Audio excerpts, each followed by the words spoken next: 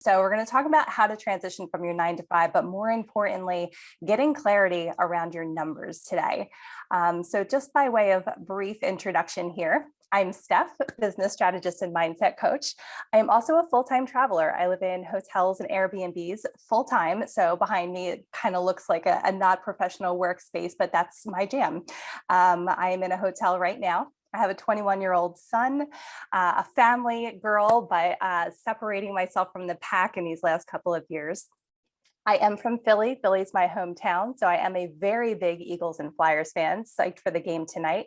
And I'm an adventure junkie. This is a picture of me in Alaska. I had taken a helicopter onto a glacier where I went dog sledding. So this is my big why. I want to be able to travel the world and see every place that I can possibly get to before I have an opportunity to settle down and find my next home base. So I do have a degree in communications. I am a certified coach and NLP master practitioner. I have run 2 successful businesses, and I spent 15 years in corporate leadership in business banking and in operations roles. So that's just a little bit about me. Today, we're going to be talking about intention, finances, and the actual preparation to be able to leave your job and run a profitable and sustainable business. So starting out with intention. This is super important because I think there's a lot of mixed feelings about entrepreneurship while you're still in a 9 to 5. So we're going to have a little bit of real talk to kick things off here. So what is a real entrepreneur?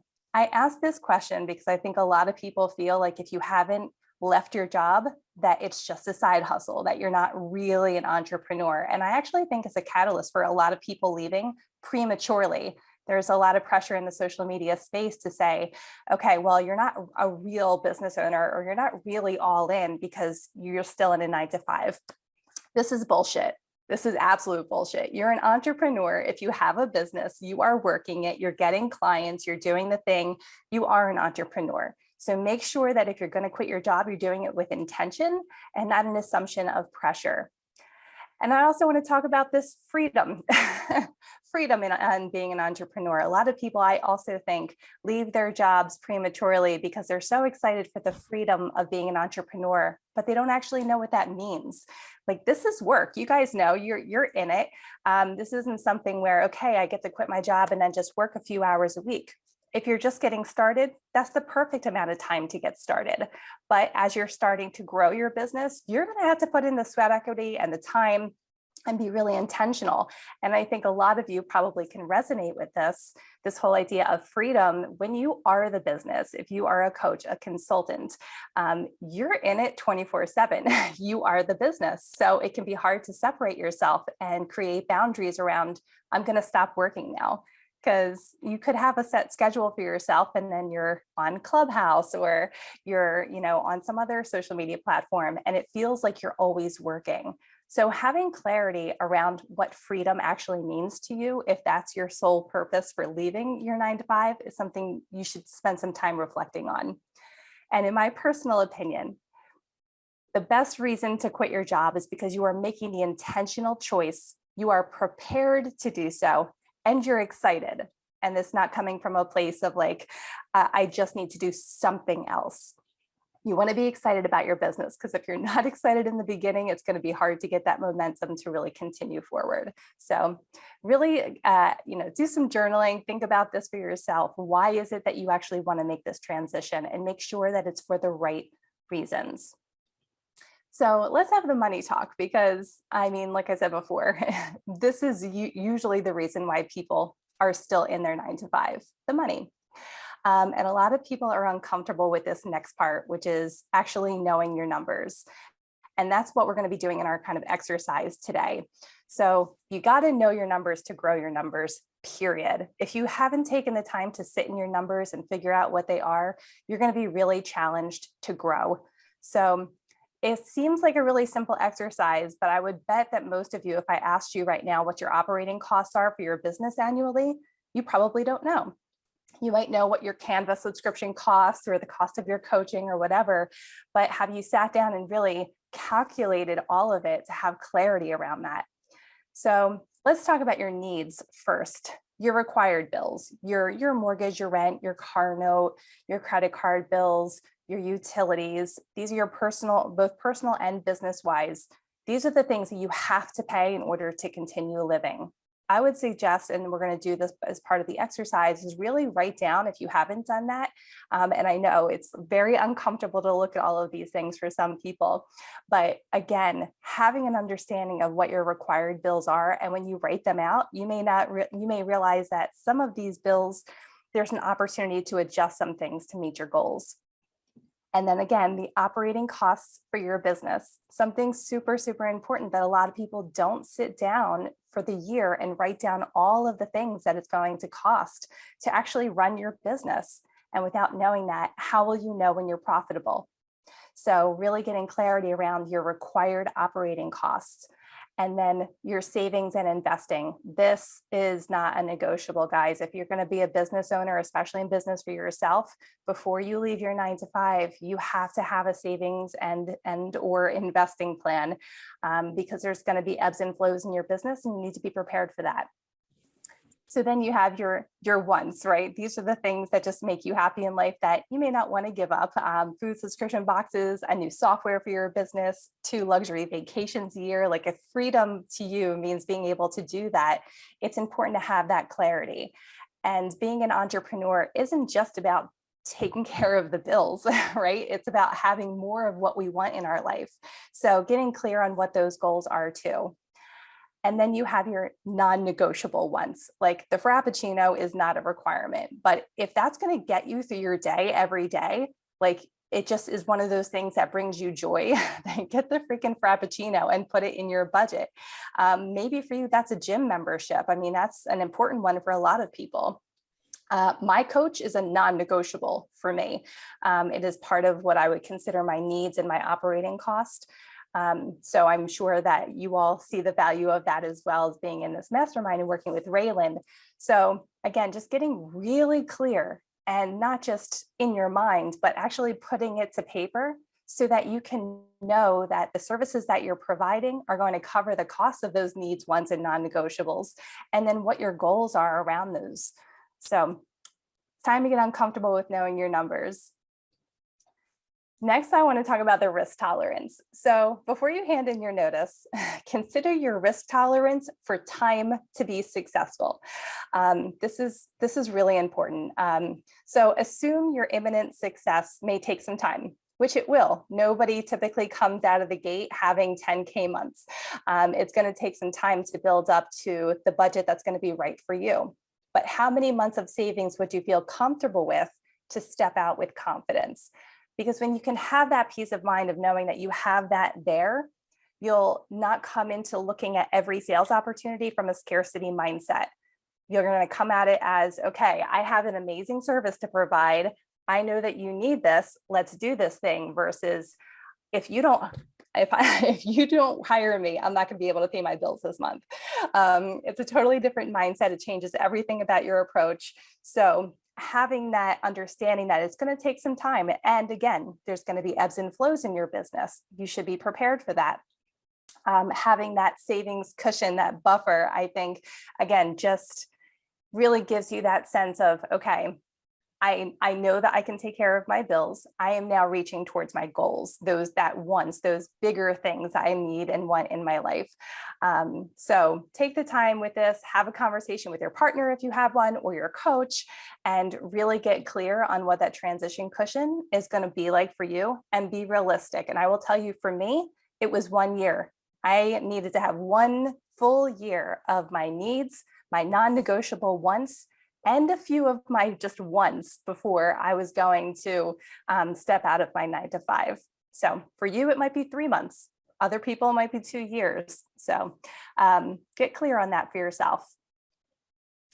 The money mindset. We can't talk about this without talking about mindset. So everybody has a money story. Everybody does. And it can really change the way that you approach your sales. And I'm sure that this is Raylan's jam. I'm sure you guys talk about this throughout the masterminds. But if you feel like making money is hard, or money is the root of all evil, or sales is sleazy, I know a lot of people may feel that way, even if they're not saying it. Like, I don't want to be able to have to sell. I don't want to feel like a car salesman, or investing in my business is scary. These are the things that are going to stop you from even getting started. And it's why a lot of people don't know their numbers, because they don't even want to approach the thought process of having to get clear on what their money is going to do for them, or how that's going to have an impact, or the realization that I'm really far off from my risk tolerance. I don't want to have to wait another 6 months to leave my job.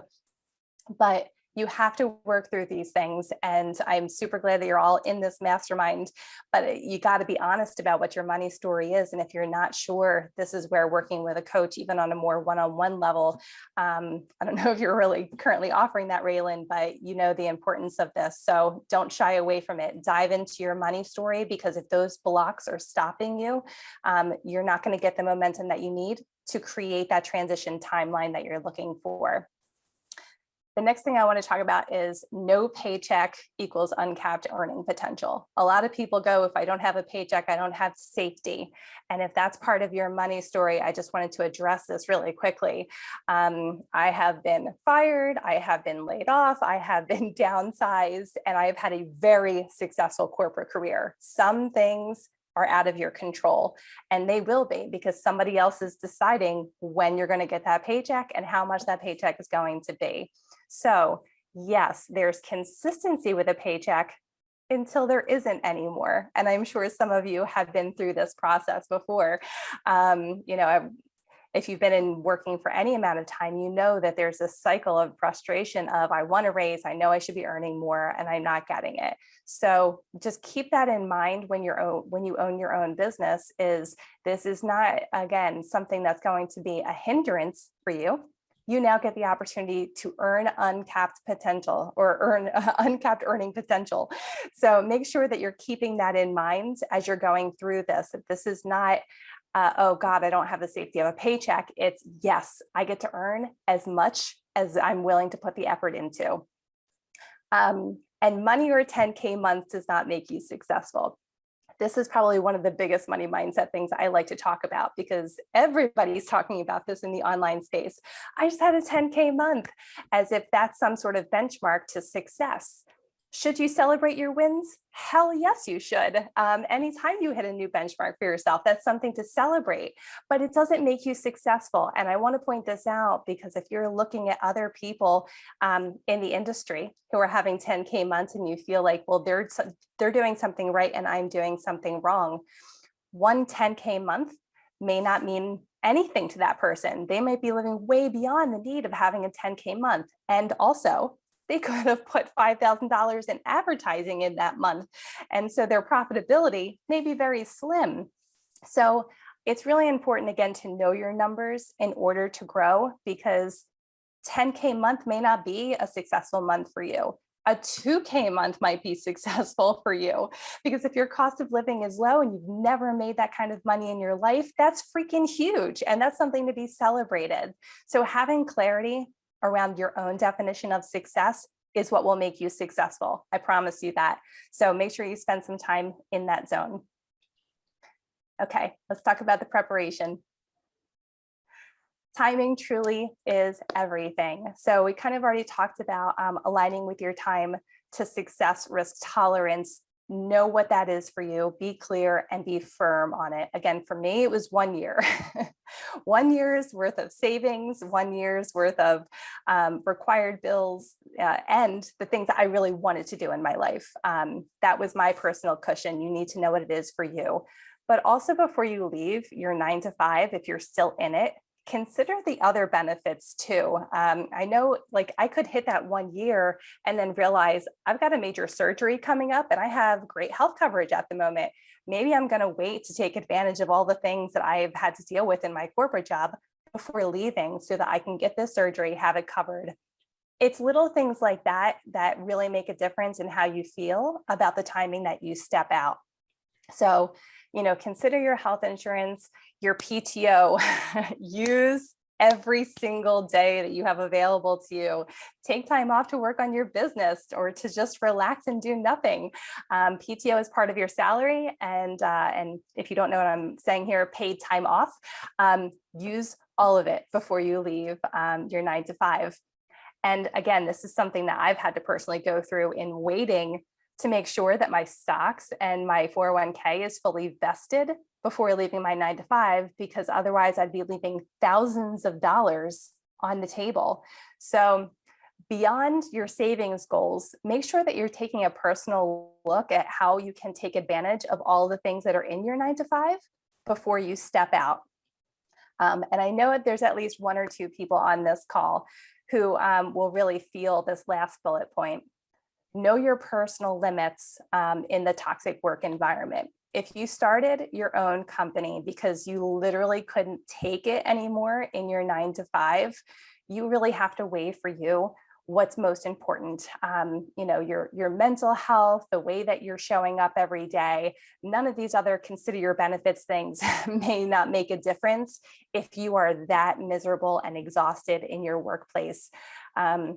And something I actually have done with one of my clients is I actually helped her change jobs because she was in that situation. She wanted to start a business and it really wasn't for the right reasons at the right time. She wasn't ready to go all in on her business, but she needed to get out of her toxic work environment. So I helped her change jobs so that she can build her business with intention and again, not come from a scarcity mindset.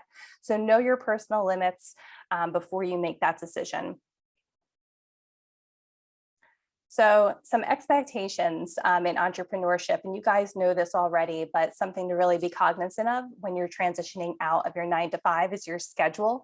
You have to be realistic with how many hours that you can work while you're in your 9 to 5 so that you do not burn out, so that by the time you're ready to step out, you're just drained from your business because you're overcommitting your time. So be realistic with your schedule and schedule some white space and some downtime. And that's even while you're in your full-time entrepreneurship. We tend not to do this. We just want to work and be in our business all the time, especially in the beginning because we're super excited. But that white space in your calendar is essential for you to be successful. Make sure that you're creating boundaries and remember that there is more to life than your business. Guys, I mean, the whole freedom aspect of this, why so many people get into entrepreneurship, they forget that once they're in it and then they just start working 24/7. But remember, why is it that you wanted to get into this in the first place? To spend more time with your family, to travel more, whatever it is. Make sure that you remember your priorities in life and be firm and flexible on the things that matter most to you. So if spending time with your kids is a non-negotiable from the hours of 5 to 9, then put your business away for that time and make sure that you're intentional. And the entrepreneur life. Client acquisition can take time. You guys know this. You're working with Raylan and the whole sales component. It can be something that you have a lot of success early on, but for some people, it's not. It takes time to build that up, which is why that cushion is so important when you're transitioning out. You could have an crazy, incredible success right out of the gate, and then all of a sudden, crickets for a few months. That's normal in business. It's going to happen. And if you're prepared for that, you won't be so stressed out and coming at it from a scarcity mindset. And it can feel liberating and lonely for some, and that's normal too. I like to put this in all my presentations because I think that there's, again, this feeling of I'm free. I don't have to deal with a 9 to 5 anymore. But once you're out there and there is no team around you, it can feel really hard and lonely. So you guys have definitely made the right decision in joining a mastermind to create community around that. But just remember that if there's times in your business that it feels lonely and it's not what you're expecting, that's totally normal, and make sure that you're working with your team and your coach during those times. This is my favorite quote and one that I think is really relevant to stepping out of your 9 to 5. Confidence is not, they will like me. Confidence instead is, I'll be fine if they don't. Remember that you're doing this for you. You're not doing this for anyone else. If you step out with intention, you will not go wrong if you remember this, that confidence is not, they will like me. You're not doing this for your family, your friends, the other people on social media. You've decided to step out of your 9 to 5 and become an entrepreneur for you. Do it with confidence. We can talk about that later. And that's it. We're to the business planning exercise. How to do on time. Yeah, you had 1 minute left. Amazing. Perfect. Yeah. Okay. You're a professional, Stephanie. And when I say professional, you are a professional. Thank you, Raylan. So I know that some of you are, in a 9-to-5, some of you aren't. So you can do whichever is going to make the most sense for where you're at right now. But I thought everybody could do this exercise in really getting clear on their numbers. Because again, if you're building out a program and have expectations to work with X number of clients this year, like if you created goals to say, I want to work with 20 clients this year, and that's not matching up to your business operating expenses or your personal financial goals, you're going to have to make some adjustments. And it's better to start doing that now rather than halfway through the year and you realize, your goals are not aligning for you. So we can kind of leave this up if that's helpful for the 10-minute break while Raylan plays the sexy jazz music in the background, to maybe just take some time to consider what your required expenses are and really break it down to your expenses and your non-negotiables. And I think even just in doing that, you'll see that there might be wiggle room for some of the things that you're spending money on now that may not be to the most benefit for you.